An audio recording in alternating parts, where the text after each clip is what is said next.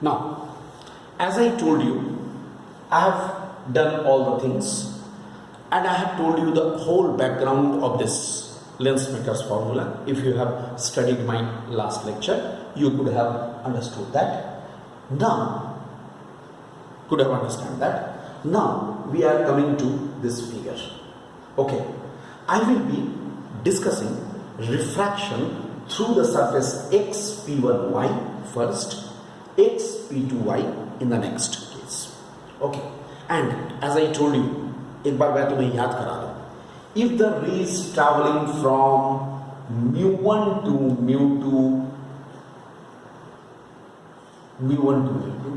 then mu2 by v minus mu1 by u is equal to mu2 minus mu1 divided by r. Already 4 cases we have discussed in the previous lectures. एक बार उसका sense को ठीक से समझो. Try to understand the sense of it. What happens when the ray is traveling from medium mu1 to medium mu2? Then what happens? mu2 by v, पहले जिस medium में जा रहा है mu2, that is by v means image distance, minus जिस medium से जा रहा है mu1 divided by u is the object distance, should be equal to mu2 minus mu1, पहले mu2 फिर mu1 in that sequence, divided by r for that particular surface. Because you have to understand how this formula is used, usage of this formula, that is very important, because until unless you know the how to use this formula, it will be very difficult to understand, right? Okay, we have understood that this way the formula will be used. Now let us apply the refraction through the curved surface, that formula for xp1y and for xp2y. So for the refraction through which one? xp1y. Okay, what will happen? Ray is traveling from mu1 to mu2, bending towards the normal. What we shall have?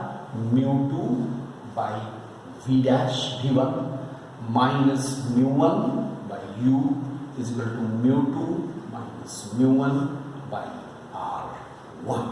I write this equation. एक बार check करो मैंने क्या लिखा. इसके चलते object कौन सा होगा? O. इमेज कौन सा होगा? I1 because due to the first refraction I1 is the image. Okay, so mu2 by v1 minus mu1 by u is equal to mu2 minus mu1 divided by r1 rather. Very clear? Okay. Now for the refraction through xp2y, which one is xp2y? Second one. अब सुन मेरी बात. When you are taking the refraction through xp2y, then I1 acts as the virtual object. ये convention लेके चलना है. यहाँ से ये इस चीज को सीखो. Try to learn this thing. Whenever two refractions are there, then the image due to the first refraction should act as the object for the second refraction. Should act. It is not actually the object. It should act. Virtual object. So I1 is the virtual object, okay, for the second refraction, and I will be the final image. Refraction कहाँ से कहाँ है? mu2 से mu1 में जा रहा है. इसलिए कैसे लगेगा फॉर्मूला? mu1 by v जिसमें जा रहा है minus mu2 by v1 is equal to mu1 minus mu2 by r2. I hope very easily you can understand this point. It is not at all difficult. I have explained it in such a way that you should not have any doubt. Now I adding equations 1 and 2 we get. Adding equations 1 and 2, what we get? We get, see, if you add these two will be cancelled, so you will be getting mu1 1 by v minus 1 by u should be equal to mu2 minus mu1 1 by r1 minus 1 by r2. It should be like this. See, this will be there.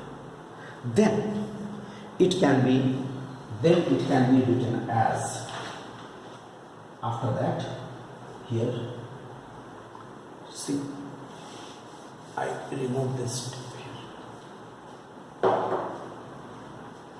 Look, what I consider here, 1 by v minus 1 by u is equal to mu2, okay, minus mu1 by mu1 together 1 by r1 minus 1 by r2, or it can be written as here mu2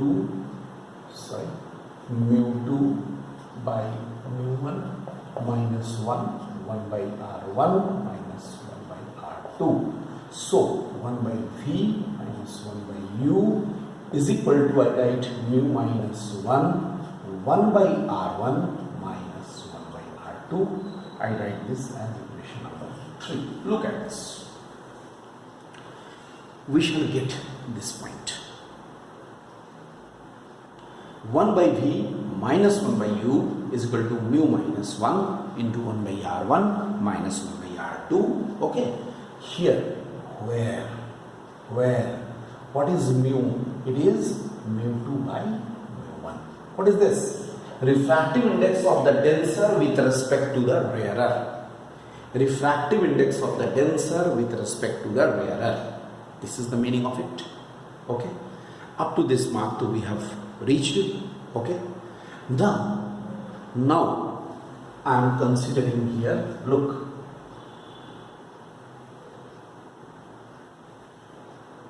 see,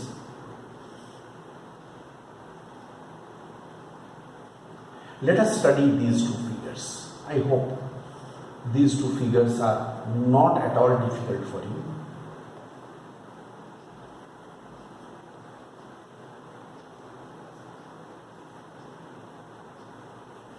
Two figures.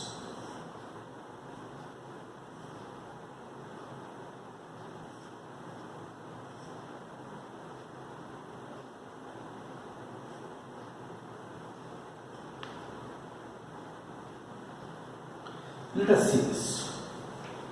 What we are getting from here?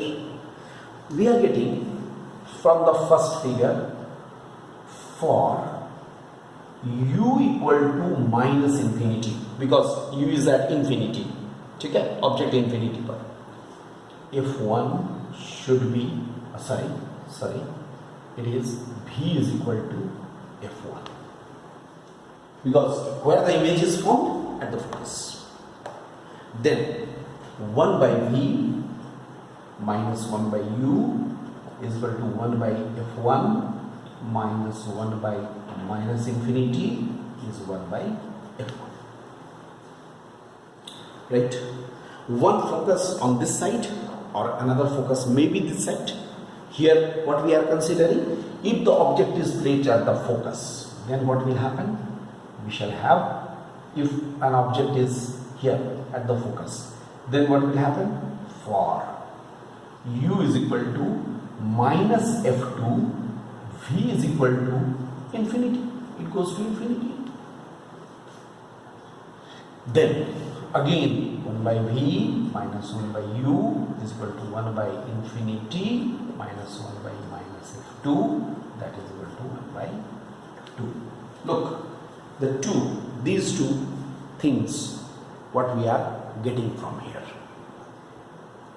Alright, that means if we just take both, so we have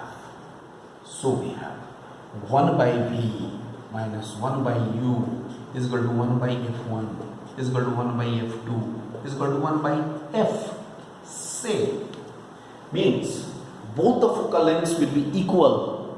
Both the focal lengths should be equal. Look, what we are getting? We have 1 by v minus 1 by u is equal to this value. Means both the focal lengths are equal. So final expression I am writing here in place of equation 3. What we shall write? 1 by f is equal to mu minus 1 by r1 minus 1 by r2. Look, this is. If we put this value in equation number 3, what we shall get? 1 by f is equal to mu minus 1 by r1 minus 1 by r2. Just see, this is how we can study the whole thing. This is how we can study the whole thing. So, this is here, this formula which we have got, this is the lens maker's formula. Okay, this is the lens maker's formula. Look, so ultimately we have arrived at the lens maker's formula. This is the whole thing. I hope it's clear to all of you. Okay.